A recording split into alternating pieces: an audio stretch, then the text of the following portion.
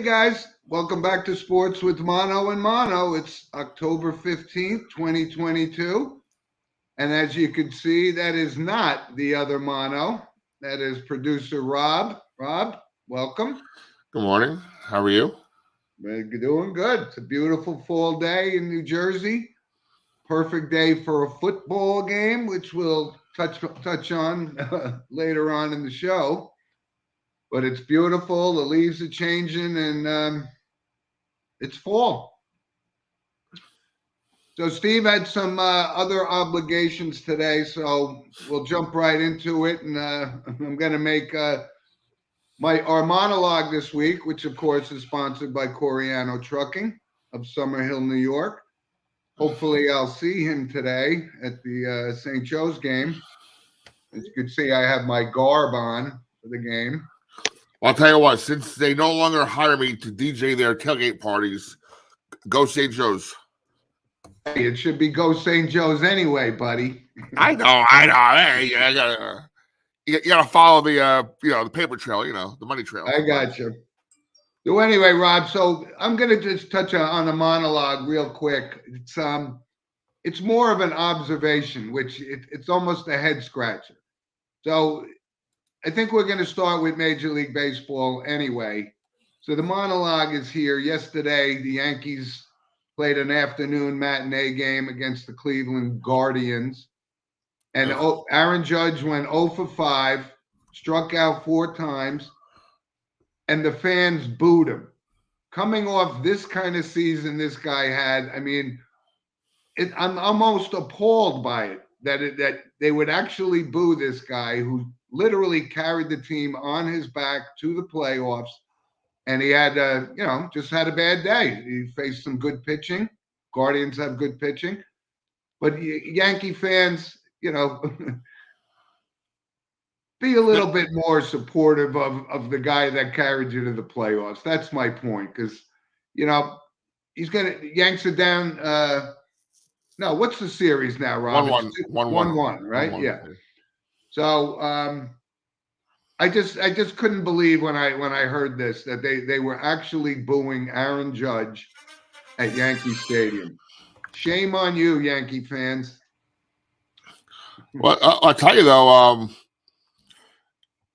maybe if they lose this series with this slump he's in, maybe he won't leave. Maybe he'll feel too bad leaving on that kind of note, right? Well, I think it's going to come down to the dollars, but I think Aaron Judge wants to be in New York, wants to finish his career in New York, and I'm going to say, I mean, the money that he's going to get is going to be staggering, of course, but his legacy, when you're a Yankee for life, like Jeter, Mantle, Ruth, Gehrig, the whole 9 yards, it means something, and it's nothing that money can't ever erase in your legacy. And listen, this guy's going to come up big in this series. They're going to rally. They're going to win the series. But Yankee fans, it's just a head scratcher to me. Anyway, so Rob, let's move on to the playoffs. And I got to say, there's almost a couple of surprises that the Phillies are up in their series. And taking down the Braves, I mean, that's kind of big. I didn't think much of Philadelphia all year, but you never know, because when you turn into the playoffs, any team can get hot, and they're very hot right now. It's amazing. Yeah, it's true. When these teams play each other so much, like the Phillies and Braves do, it's kind of there's no real advantage at that point, and it's being shown here in the playoffs. Yeah, I mean, and listen, we talked about Girardi getting fired and Robbie Thompson taking over, and he was rewarded with a new 2-year deal. He did a great job with this team. I still don't think much of the Phillies that they could beat either the Padres or the Dodgers, which, by the way, is another shocker right there. The Dodgers got taken down last night. I mean, it would be a shame. This is one of the best teams. They broke the Dodgers single season record for wins in a season. And again, this series isn't over, but that would be another big surprise. This is the National League we're talking about. I'm kind of surprised. Now this is a best of 7 or best of 5. Best of 5. I see. In the past, it was only 7, right? Well, this whole playoff format thing has changed so much over the past few years. Right now, we got 3 wild card teams in, and I guess the division winner who had the worst record of the division winners had to play the wild card series. So it's a little, yeah. I think this is a best of 5 series, and then the league championship series is back to the 7-game series, but. These are surprised. What are your thoughts about the Dodgers? Can they rally back? Again, it's that same scenario that the Phillies are in. You're playing a team you've seen so much, and I think the Padres are playing with house money. I mean, no one expects them to be this good this early, and then if they are, it's kind of a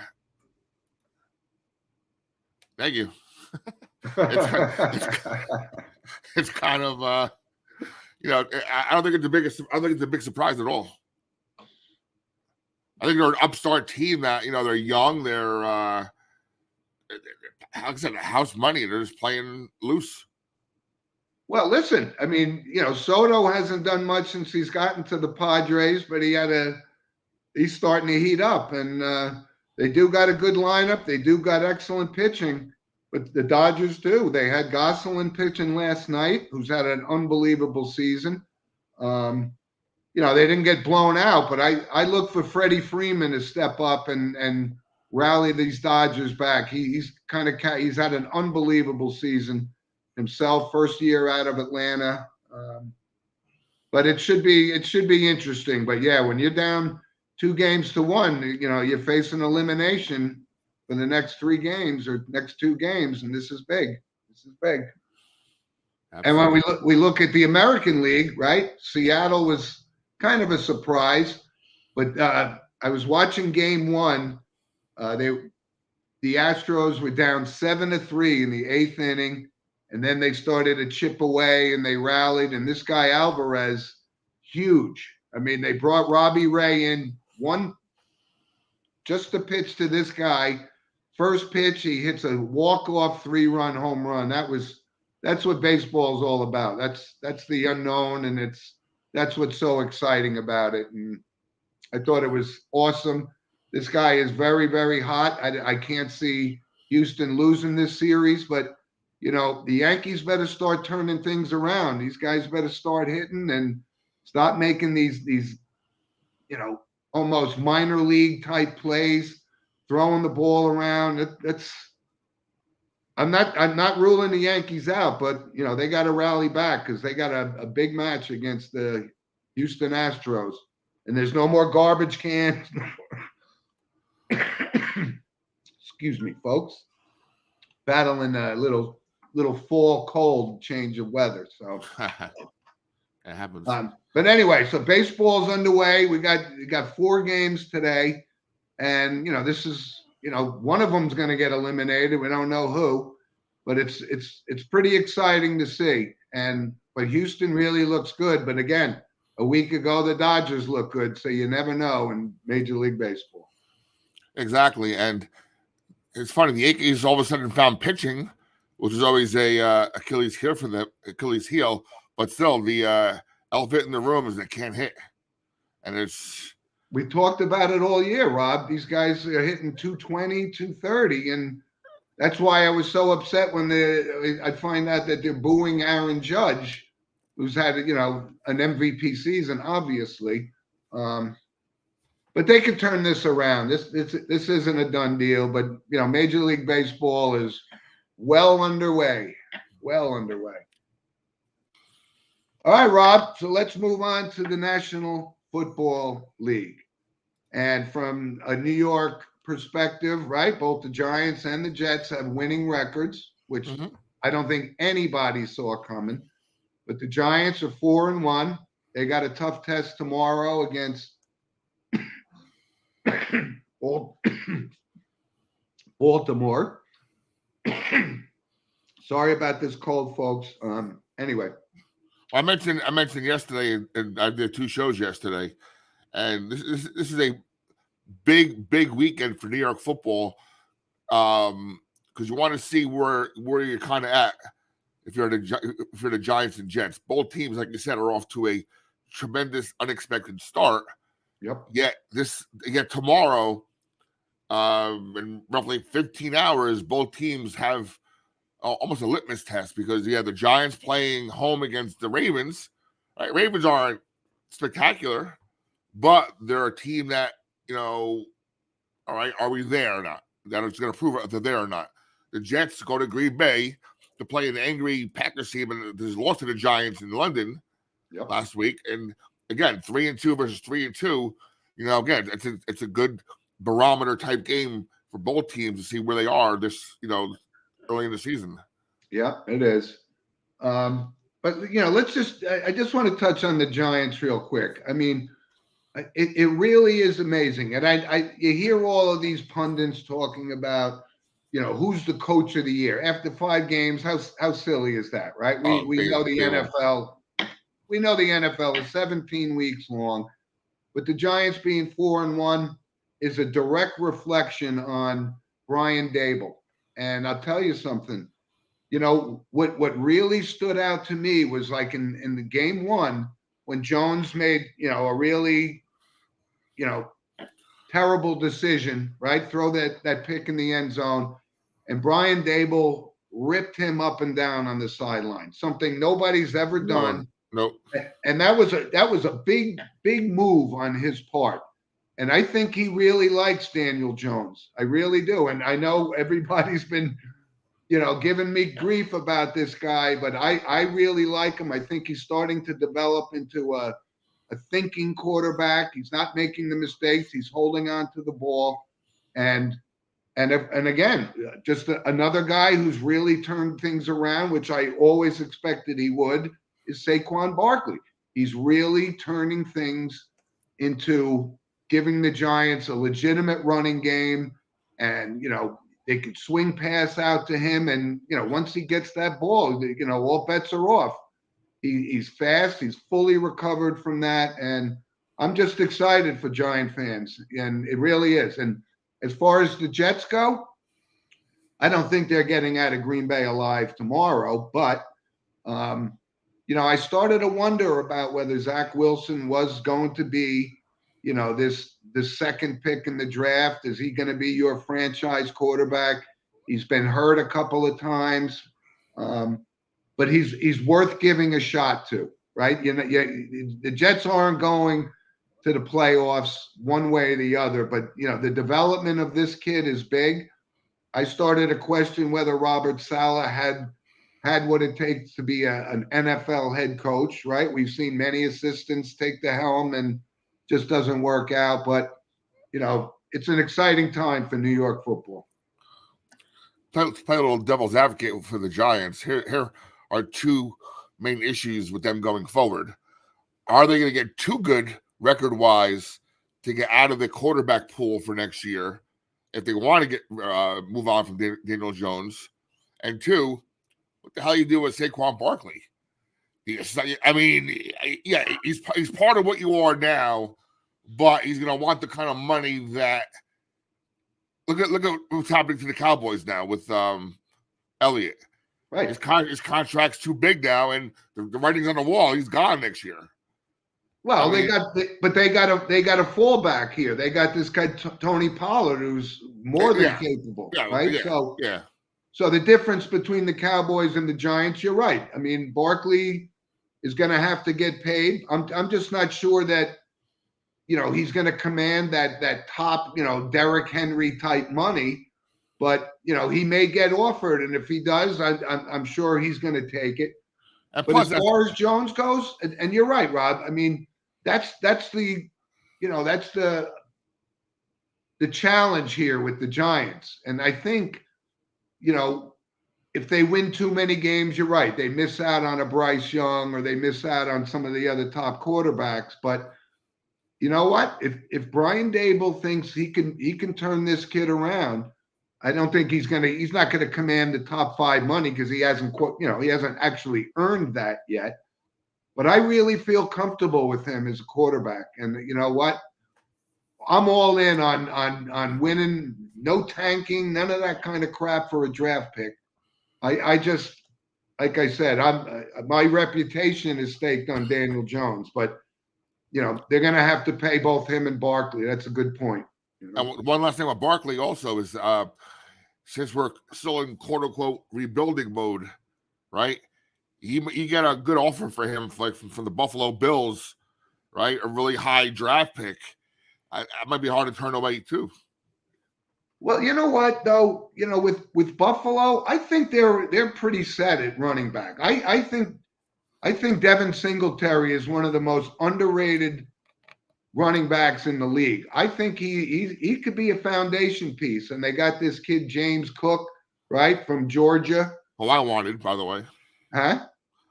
Who I wanted for the Giants, but they stacked him before us. Right. You know, but Cook didn't get off to a great start. He fumbled on his first carry of the season, but he can be a real good player, just like his brother. His brother obviously is, you know, Dalvin Cook from the Vikings. So I don't see, you know, Barkley being a fit in Buffalo. They may have to give up. I think salary cap issues. You know, Barkley can command, you know, 20 million, you know, 25 million for, you know, a middle of the pack running back, not Derrick Henry money. But that is, you know, that's a big decision the Giants are going to have to make. And one last thing also, you could have a bidding war if the Panthers decide to trade McCaffrey, because the team that misses out on McCaffrey, who's going to be a great fallback, Barkley. So we'll see. And we should be interesting, I think, month. I think we have until about 2-3 weeks, right? Until the trade deadline, I believe. Yeah, I don't see any big movements on that front. But, you know, talking about the Panthers, right? They fired Matt Rule, right? This guy, hey, listen, I don't think he cares one bit because they got to pay him $40 million. So that was one of the most insane signings of a head coach for that kind of guaranteed money in the history of the National Football League. Yeah, we said this last night on the Dolphin show. He gets $830,000 a month for the next 3-4 years. So $830,000 check every month. And listen, as far we talked about it a little bit earlier that, you know, some guys can't make the transition, right, from college to the NFL. It's a whole different ball game. Very similar to the NBA. College coaches come and, you know, they didn't gel with these kids that are making $40 million a year. So, but the Panthers are a mess. This Mayfield thing, you know, he's going to be out of this league in a couple of years. He can't stay healthy. And even when he is healthy, he just doesn't perform. So, and then here comes Sam Darnold, baby. Maybe he comes in, gets a little sunshine. Yeah, gee, I'm real worried about Sam Darnold. You know, you know my feelings on Sam Darnold. I considered him a bust when he was drafted in the top 3 4 years ago, but that whole franchise, it's a mess. And the other thing with, you know, in the NFL, we Steve and I talked about it a couple of weeks ago when, you know, our preseason special when we talked about the Rams. You know, they just don't look like the Rams right now. You know, and you know they're having a tough go of it right now. I don't know if it's Stafford is not healthy. But, you know, they still have Aaron Donald, so they're going to make the playoffs at some point. But they just don't seem to have that chemistry that they had last year. Well, they're the perfect antidote tomorrow in the Panthers. So, yeah, that's a good get well antidote right there. Yeah, exactly. Right. So anyway, Rob. So let's. Steve's not here, but Steve had another tough week. With our pick threes we had last week. Steve was unfortunately 0-3. Jim. That's why he's not here. That's why he's not here. Yeah, I wonder. All of a sudden, yeah, he got the flu, right, this morning. But listen, he knows what he's talking about, so he'll be fine. We all have those weeks.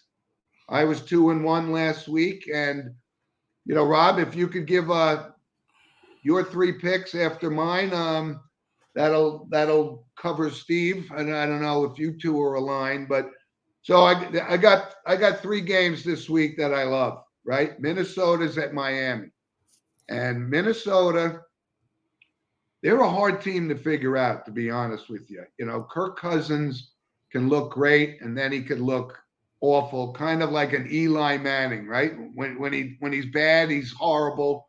When he's good, he's great. That kind of thing. But I like Minnesota to go into Miami. And listen, Miami's kind of obviously banged up too. I don't even know when he's coming back, but you know, and Bridgewater's out, so they got to go with Skylar Thompson. And again, you know, could he be the next Cooper Rush to come off the bench and start winning games? I don't think Miami has enough, you know, for that to happen. So I like Minnesota tomorrow on the road at Miami. And Green Bay are you sure the Green Bay game is in Green Bay or is that home too? Now they're both playing 1:00 tomorrow. Oh, right. You're right. Yeah. So if you're home tomorrow, you need 2 TVs. You know what? That drives me crazy because from a New York perspective, the Giants and the Jets never played at the same time, right? No. Because that was the market. But that's changing now. So yeah, you do. We got to flip back and forth if we want to watch both games, which I'm not a big fan of that. I think they should go back to that, you know, 1:00, 4:00 thing, but I don't know what's going on with the NFL. Can't figure them out. But I like Green Bay to bounce back after that road loss in London to the Giants, which I think caught everybody off guard. But I don't think the Jets can go into Green Bay. You know, they're not going to pull off that miracle in Cleveland that they had. You know, so they could easily be 2-3. But I like Green Bay tomorrow to see Rodgers, and I'm not a big Aaron Rodgers fan anymore, but he's still one of the best quarterbacks in the league, and he's gonna shred those Jets tomorrow. And then my third game, Rob, Dallas is at Philadelphia, and we've talked about Dallas. This is Steve's team. It's Cooper Rush. You know, at some point this has got to, you know, come back to reality. You know, he's playing like he's, you know, one of the top 5 quarterbacks in the league. And, you know, he's done a great job for them. But the Dallas Cowboys are kind of a surprise. Everyone was writing them off for sure. And they've kind of bounced back. So, and I know everybody is all on board on this Philadelphia Eagles, you know, one of the best teams in the league. And again, as far as I'm concerned, the jury is still kind of out on Jalen Hurts. He's got a lot of weapons around him. So he doesn't have to be that Aaron Rodgers type for that team. They got a good running game. They got a great offensive line. They got good wide receivers. So, but I like for Dallas to surprise everybody. I think Philadelphia needs to come back to earth. And I'm taking Dallas on the road in Philadelphia tomorrow. So those are Jim's picks: Minnesota, Green Bay, and Dallas. And Rob, give us your 3. I think I'm going to go with the aforementioned LA Rams giving 10 at home against the listless Panthers team. I think that has blowout written all over it, like a 35-10 type game. Yeah, they're going to bounce back too. I agree with you on that one. You know what? I'm gonna take a little stab here and go with go with my Pittsburgh Steelers. All right, yeah, they're playing horribly. We all know that, but they're getting 9.5 points at home against a Buccaneers team that really has been so far this season. And you know what? I think there's a lot of pride in Steeler Town, and they just got their butts handed to them by, I think, Buffalo, right? Buffalo last week. Yeah. And you know, and then you might get our new quarterback a chance for 2 weeks under their, you know, with some practice under his belt as a starting quarterback. And I think they're at least going to cover that spread. I mean, I'm not saying they're going to beat the Buccaneers at home, but I see a lot closer, maybe a touchdown game. So I'm taking the Steelers with the points. Okay. You know what? You're right about that because Kenny Pickett seems to be the guy that Tomlin has decided. Trubisky's not the answer. So you know what? The only thing that this puts Pittsburgh in jeopardy because he's got to grow into this role as the franchise quarterback going forward for Pittsburgh. But I've talked time and time again. I think Tomlin is just a great coach, and Pittsburgh is hard to figure out. They got a lot of weapons on that team, but they're just not playing right.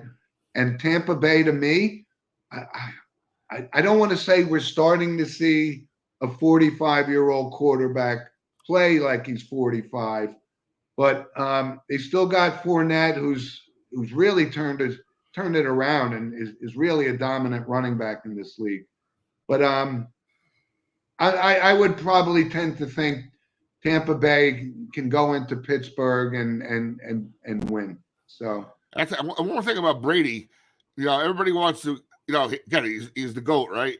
And no question. But this is the first. Not only is he getting a little bit older physically, but is this the year with all his personal problems that maybe he's not the fortress mentally that we thought he is. That has to affect you a little bit. Your wife's leaving you. Your wife wants to divorce you now. That's got to affect you a little bit.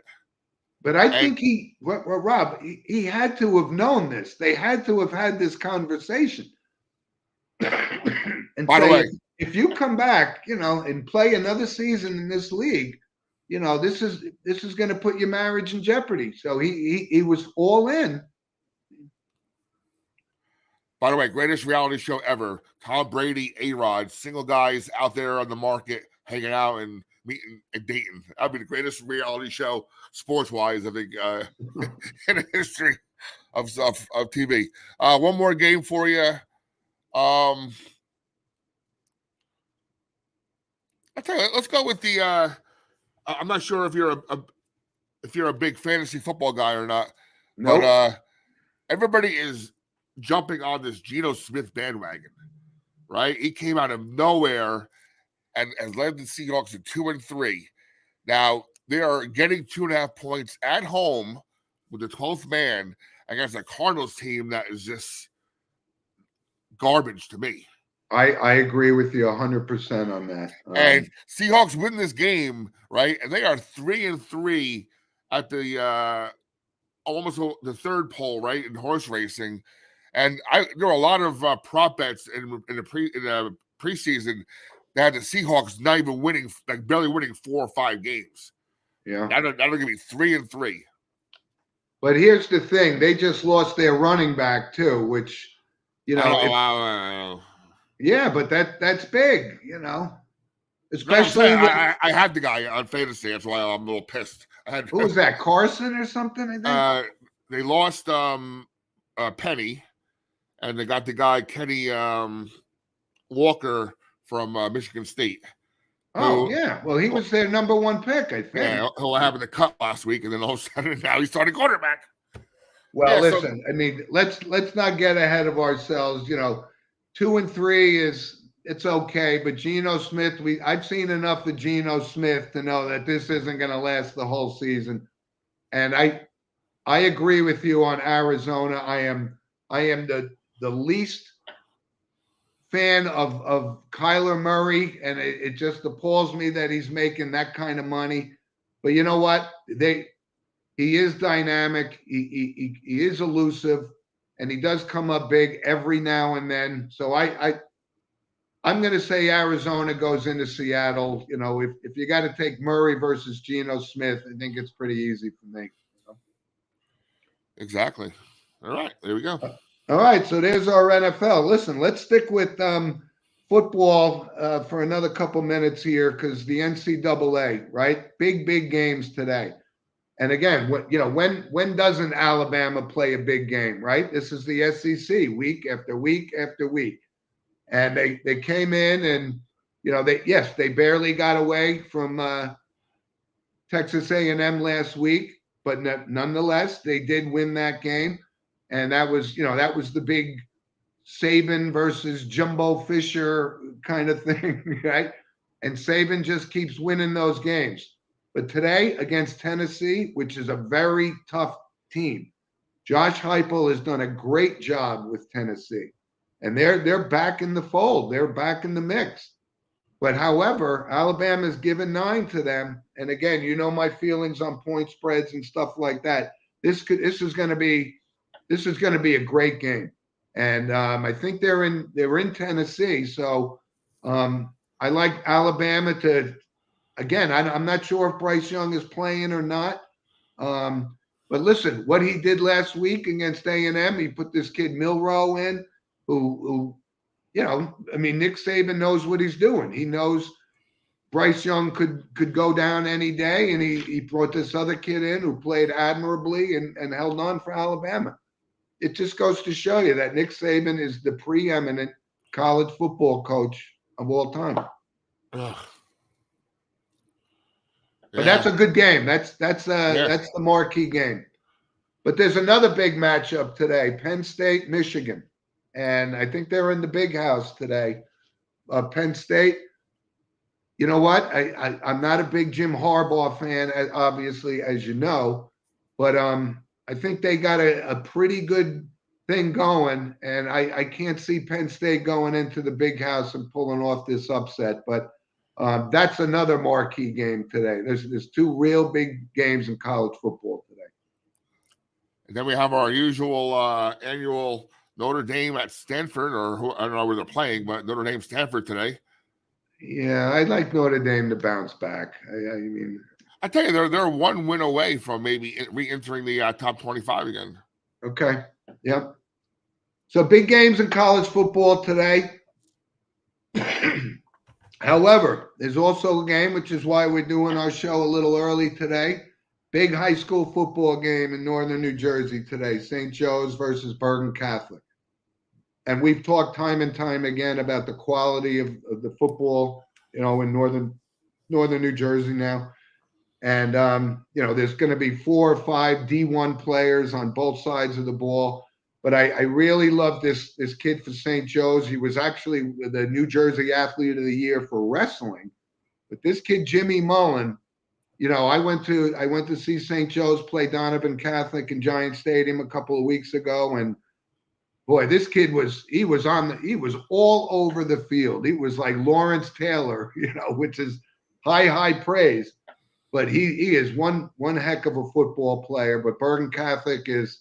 And Rob, you know a little bit more about Bergen because you've been DJing at some of their games, and what are your thoughts? Do you think St. Joe's has a shot today against this powerhouse team? I think they always have a shot, right? I think that shot might have been slightly diminished by the way Bergen got dismissed by. Thank you, Mike. Don Bosco. Well, listen, just I'm gonna woke the beast up a little bit. Okay, but listen, Don Bosco is just a powerhouse team as well, and St. Joe's went on the road and they gave them one heck of a game. Yes, they didn't get blown out against Don Bosco, so I think St. Joe's they're 3-3. I think Bergen is what 4-2, Rob, or something. I think they had at least one loss too. Yeah, they have one loss. Yeah, definitely one loss. I'm not sure. I still haven't seen anything about that Arizona game if they won or not. But they get it. It's out of state. It doesn't really matter. Yeah, I think but they lost. What is about this conference is that it's all about jockeying for position for the playoffs. No question. You're going to probably play one of the 2 teams again anyway, if not both. Yeah. Then you throw in St. Peter's. You throw in the occasional Seton Hall Prep has a decent team. DePaul every so often, but who don't you see there is Paramus Catholic. And you're right, Seton Hall actually they're pretty tough. They play these teams real tough. They actually lost to Don Bosco last night, but that's not a big surprise. But this is a big game in North New Jersey football today, and you couldn't get a better day in October to play, and it's at St. Joe's home field, and I'll be there, and we'll report on it next week for sure. And real quick, a quick shout out to my hometown. Elmo Park Crusaders are 5-0. Yeah, we play in a little weird division that, but this could be our first chip in football since probably the early 70s. Wow. So hopefully, we'll see what happens. I'm still at the resort, obviously, as you can tell, I'm in a hotel room. But I'm hoping to maybe get back and maybe broadcast a Elmo Park playoff game for a chip, and that'll be pretty special, for myself. Okay. It's been a long time. Yeah. Yeah, I haven't seen them on the radar and you're right, at least 25, 30 years. You're right. Yep, exactly. But high school football is awesome. Couldn't get a better day for a game today. So Rob, real quick, let's just touch on, the NHL season started. I know you're not a big NHL guy, but I am. And the Rangers getting off to a really good start, after, making it to the conference finals last year. They did seem to kind of run out of gas, but they, like Steve and I have told you, we're all in on Gerard Gallant and the Chris Drury, rebuilding this team. And they look really, really good this year. And hockey's underway, and it's one of the longest seasons in all of the sports. I mean, these guys, this was like 8 weeks ago with the Stanley Cup Finals just ended, and these guys are back on the ice already. But I wanted to give also a shout out to Steven Stamkos on Tampa Bay. Right, he's been a warrior for forever. He's been one of the better players in the league for 10 years. And he scored a goal against the Rangers in the opener the other night, his 482nd goal. So, he's going to be the next guy to get 500 goals in the NHL. And you know what? I couldn't be happier for this guy. He's like that lunch pail guy. He's got no teeth left, which most hockey players don't. But you know what? I'm a big fan of his, and he's going to get 18 goals for sure, and he'll cross the 500 threshold. That's very elite company in the National Hockey League. Very good. So that's underway, and so Rob, let's move on to our random points of interest. And I just got a couple of things, and this, of course, is sponsored by Lynch Toyota of Manchester, Connecticut, who is just a loyal supporter of the show since day one. And one of the things I wanted to bring up, because this is so, it's like a story, like a bad rash that just won't go away. This whole Daniel Snyder thing and the Commanders. And, now he's threatening if the other owners, band together and try to force him to sell this franchise. The franchise is an absolute disgrace. And you know what? There really is no room. We understand the whole good old boys network, right? The owners in the NFL and Goodell works for them, but this guy, the whole work culture thing has just been an absolute travesty. The franchise themselves, they can't put a formidable team on the field. And, it's just driving me crazy. So Snyder's threatening to, quote unquote, blackmail these other owners, and everybody's got a skeleton in their closet, but this is a bad optic for the National Football League to have this guy in.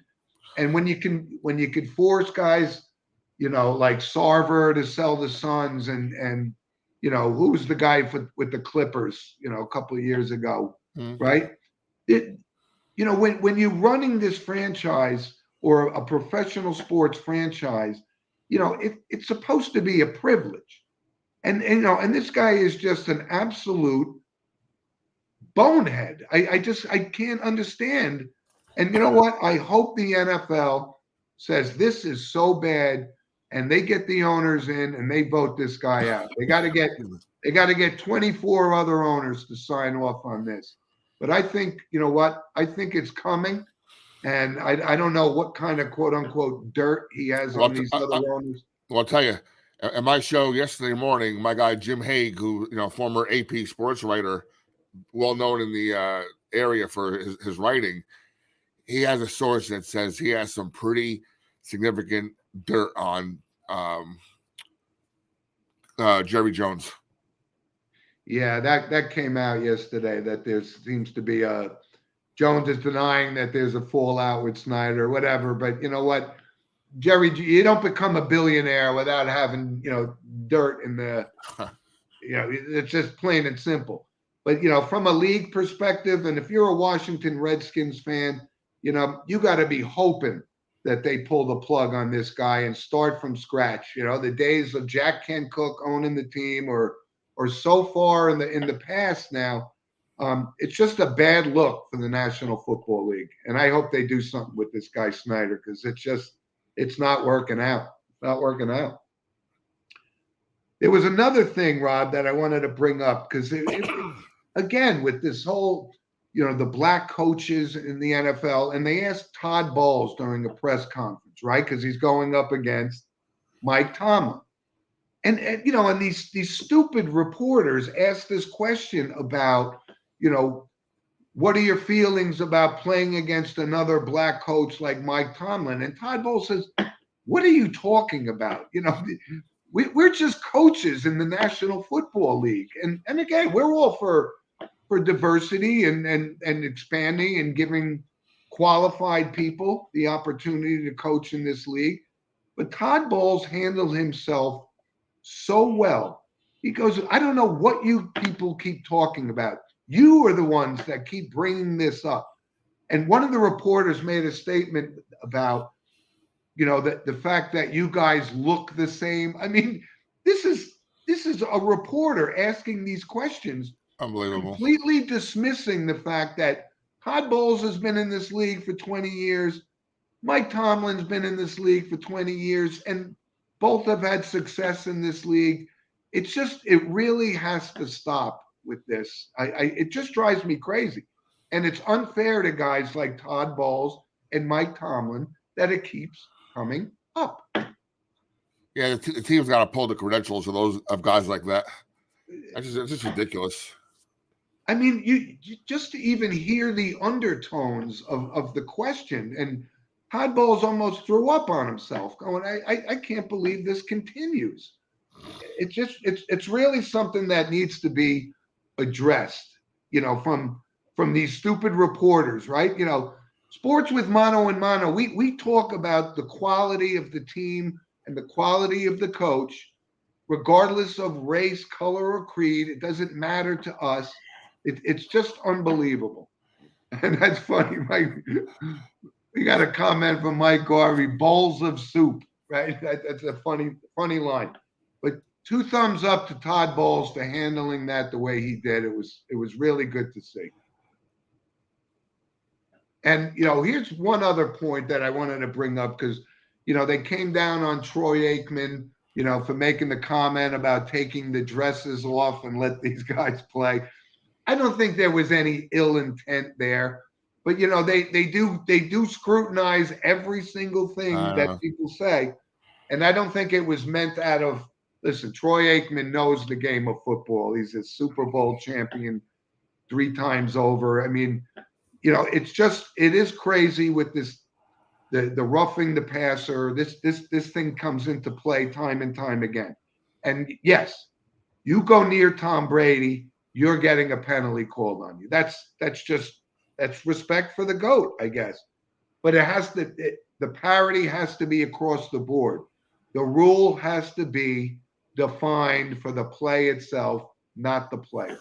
And it drives me crazy.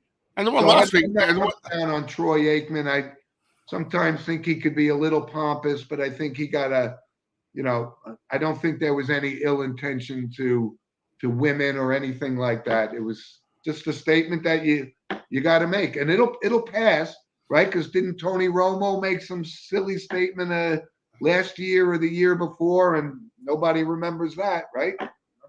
And even the one last week, the guy legitimately had a clean sack and the ball in his hands. If you take the ball out of the quarterback's hands, how is that a roughing the passer? But here's the thing: when you compare it to the Tua situation, right? This guy grabbed him, threw him to the ground like a bag of dirt, and the guy suffered just a an unimaginable concussion from that. But there's no consistency. The league has to get their hands around this too. It's something that just drives me kind of crazy, to be honest. By the way, keep your eyes on this Alvin Kamara deal. Some more details came out yesterday with the lawsuit being filed, and it looks ugly. This guy is not going to escape a pretty significant suspension because of this. What was that for that fight he had in Vegas? The fight he had in New Orleans during the whatever they had for like a Pro Bowl type thing. Oh, the way it looks, like, you know, I don't know, some guy said something to him and his entourage, and they don't like it, so they beat him down. The guy tried to escape twice. They chased after him, beat him again. There's no way he escapes any type of suspension here because of once it comes. I mean, they haven't done it yet, but it's coming.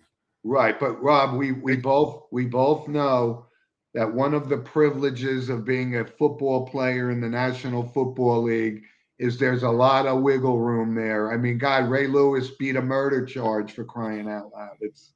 There's no consistency for an NFL player versus you and I, the average fan. If we pulled that stuff, we would be held to a different standard. And you know what? This Kamara, another example of a very, very talented player that just can't keep himself out of trouble. And you know, all that does is spell trouble for New Orleans and the franchise. And I don't know. I can't explain it. I can't explain it. Exactly. So, Rob, let's move on. We got some notable passings this week, and Steve brought it to my attention that we forgot to bring this up because it happened about a week and a half ago. Jerry Varese. And Jerry Varese was the general manager and kind of the architect of one of the greatest defenses in NFL history, right? The 85 Bears. And that's kind of big. You know, this is, you know, he was the architect of one of a, you know, just an unbelievable Bears team. But we neglected to bring the passing of him up last week, and certainly it was just an oversight, but he was certainly a formidable force in the National Football League, and he put a pretty good team on the field. Rob, there's a couple other notables. Hey, Jim, real quick, breaking news, NFL, Tua clears the protocol and should be starting tomorrow against the Steelers. I think that's jumping the gun, man. I know. I think it's jumping the gun.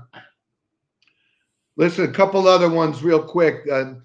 You know, Rob, it seems like we've been talking about, you know, in notable passings for a while now, these young athletes that are, you know, either dying at, you know, in their 20s or the 30s, right? The Luke Dawson, you know, the college football player, but there was a prospect in the Phillies organization, Corey Phelan, right? 20 years old. And he collapsed and passed out in the shower, you know, and it turns out they find this mass in his chest, and he had non-Hodgkin's lymphoma.